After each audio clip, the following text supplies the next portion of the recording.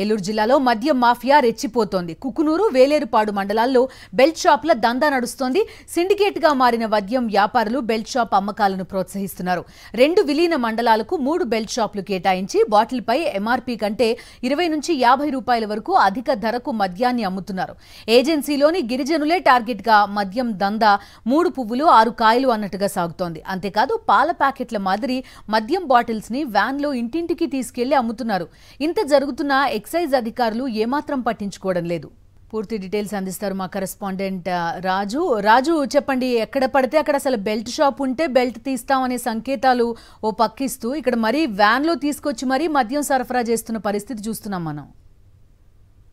బిందు ప్రధానంగా చూసుకున్న కనుక పోలవరం సంబంధించినటువంటి ఏదైతే నియోజకవర్గంలో కూడా యథేచ్ఛగా కూడా బెల్ట్ షాపులు కూడా అమ్మకాలు కూడా నిర్వహిస్తున్న పరిస్థితి కనబడుతుంది. ప్రధానంగా చూసుకుంటే ఏదైతే విలీన మండలాలకు సంబంధించినట్టు చూసుకుంటే కనుక కుక్కునూరు, వేలేరుపాడుకు సంబంధించినటువంటి గ్రామాలు వేస్తున్నారో అవి కూడా ప్రత్యేకించి ఎవరైతే ముంపు మండలాలకు సంబంధించినటువంటి వాటి కూడా వాటిలో గిరిజనులు ఎక్కువగా ఉంటారు. అలాంటి గిరిజనులు కూడా వారి వద్ద టార్గెట్ చేస్తూ కూడా వారి ఆరోగ్యాన్ని గొల్ల చేయడంతో పాటు మనకు వారి జేబుకు సంబంధించినటువంటి గొల్లపడే విధంగా కూడా పూర్తి స్థాయిలో కూడా అక్కడ ఉన్నటువంటి కూటమి నేతల కనుసనలో కూడా యథేచ్ఛగా అక్రమకు సంబంధించినటువంటి బెల్ట్ షాపులు కూడా నిర్వహిస్తున్న పరిస్థితి ఉంది.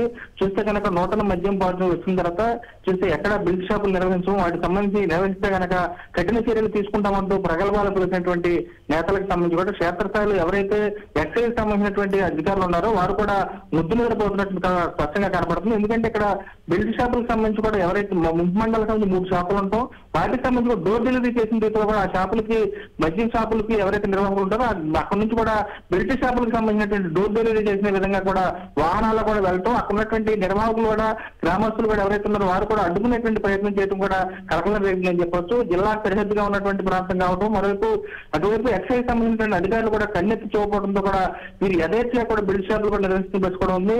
మద్యం కేసులు వ్యాన్లో తీసుకెళ్తే కూడా ఇంటింటికి కూడా ఏదైతే పాల ప్యాకెట్లు వేసిన రీతిలో కూడా అక్కడ ఉన్నటువంటి బెల్ట్ షాపులు ఏదైతే 3 బెల్ట్ షాపులు కూడా యథేచ్ఛగా విక్రయిస్తున్నారు.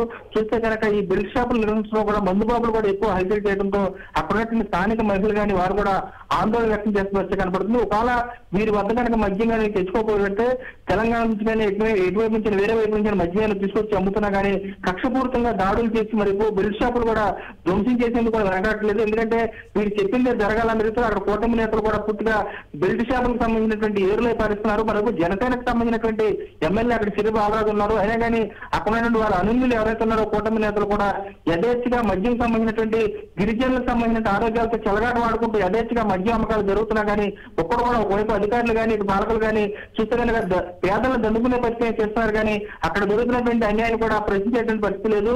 కుక్కునూరు, వేలేరుపాడు మండలాలకు సంబంధించినటువంటి యథేచ్ఛగా సాగుతున్నటువంటి ఈ బెల్ట్ షాపుల నిర్వహణకు సంబంధించి కూడా మరోవైపు మహిళా సంఘాలు కానీ వామపక్షాలు కానీ పూర్తిగా తీవ్ర ఆగ్రహం వ్యక్తం చేస్తున్నారు. బెల్ట్ షాపుల విషయంలో ప్రభుత్వ హెచ్చరికలను తొంగలో తొక్కేసి దర్జాగా వ్యాపారం చేసినటువంటి నిర్వాహకులకు సంబంధించి ఏం చేస్తున్నారు, మామూలు మొత్తంలో అధికారులు తూగుతున్నారా అనేది వారైతే ప్రశ్నిస్తున్నటువంటి పరిస్థితి కూడా కనపడుతుంది. Okay Raju, thank you.